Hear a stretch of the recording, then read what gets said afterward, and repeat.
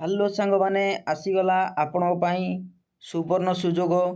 ନିଜ ନିଜ ପଞ୍ଚାୟତରେ ଚାକିରି ନିଜ ନିଜ ପଞ୍ଚାୟତରେ ଚାକିରି କରିପାରିବେ। ସାଲାରୀ ରହୁଛି 20,000, ସାଲାରୀ 20,000 ରହୁଛି। ଦଶମ ପାସ୍ କରିଥିଲେ ଏଇ ଜବ୍ ଆପ୍ଲାଏ କରିବା ପାଇଁ ଏଲିଜିବୁଲ୍ ହୋଇପାରିବେ। କିଏ କିଏ ଆପ୍ଲାଏ କରିବେ ଆଉ ସାଲାରୀ କେତେ ରହୁଛି, ଆପ୍ଲାଏ ପ୍ରୋସେସ୍ ଫୁଲ୍ ଡିଟେଲ୍ସ ଦେଖନ୍ତୁ। ଡେରି ନ କରିକି ଭିଡ଼ିଓଟିକି ଦେଖନ୍ତୁ, ଦେଖିଲେ ଜାଣିପାରିବେ ଆଉ ଆପ୍ଲାଏ ମଧ୍ୟ କରିପାରିବେ।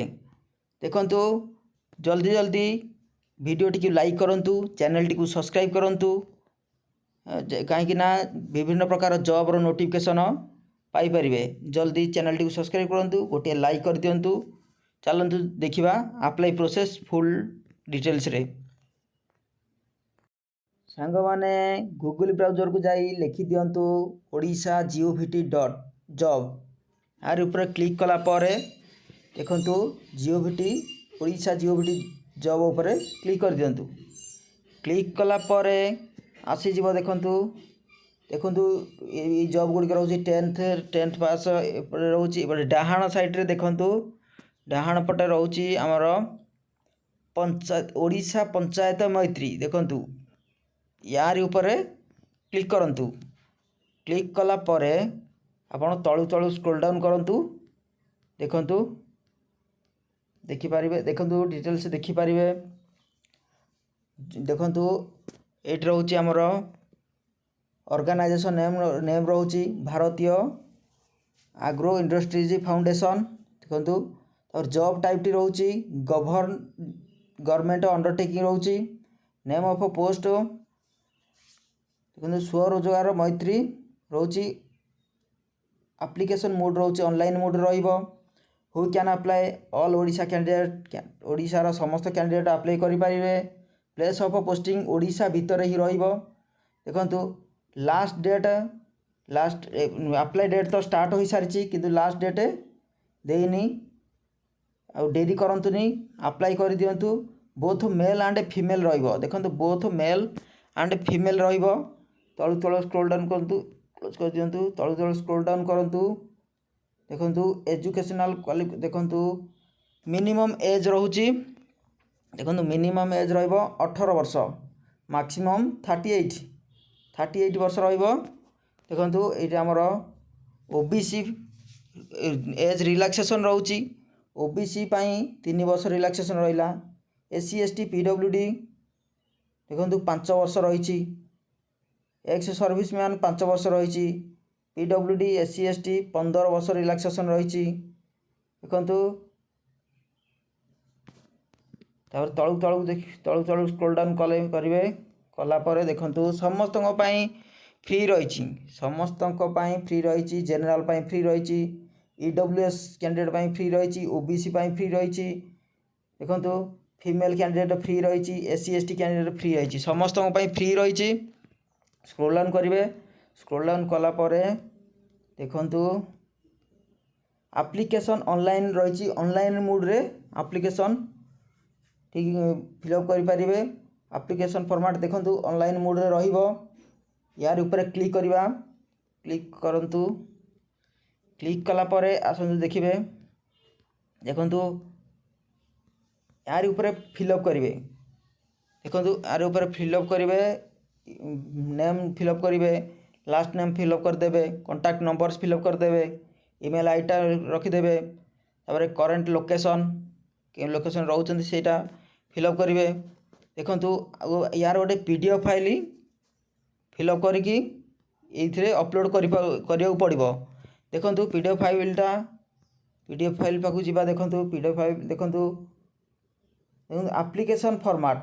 এই ଆପ୍ଲିକେସନ୍ ଫର୍ମାଟ୍ ଉପରେ କ୍ଲିକ୍ କରିବେ। ଦେଖନ୍ତୁ କ୍ଲିକ୍ କଲା ପରେ ଓକେ କରିଦେବେ।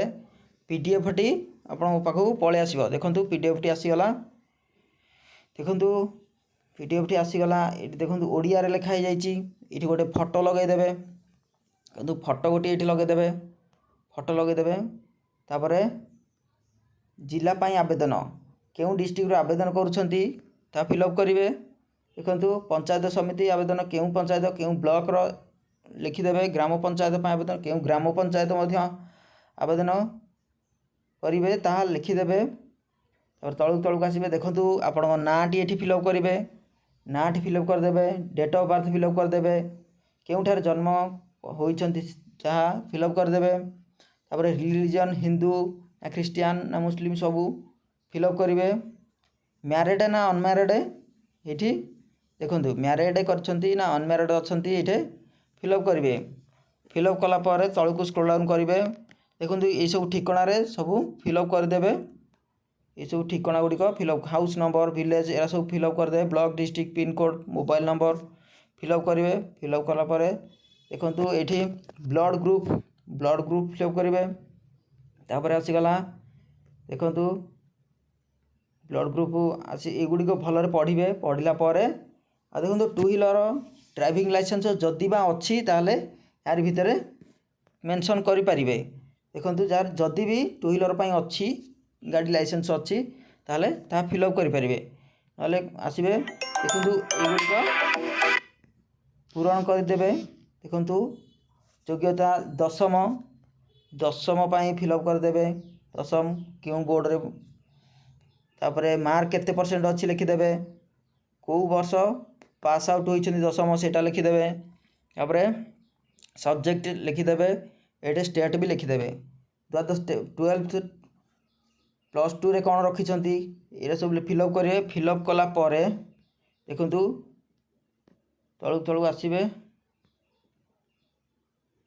देखो सब एक्सपीरियंस जदि बा एक्सपीरियंस अच्छी ताले एगुड़िक फिलअप करेंगे ठीक अच्छे तापर एगुड़िक फिलअप कर सारा ताकू ये आमर देखु यार ऊपर क्लिक करेंगे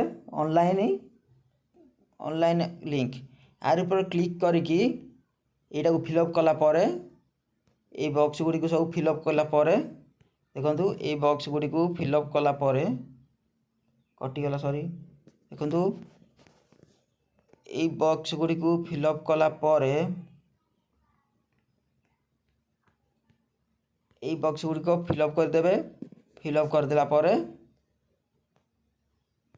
करदेला ये फाइलटा अपलोड करदे देखु ये फाइलटा अपलोड करदे फाइलटा रमर कौन ना अपलोड पीडीएफ रखिपारे डॉक्स रखिपारे देखु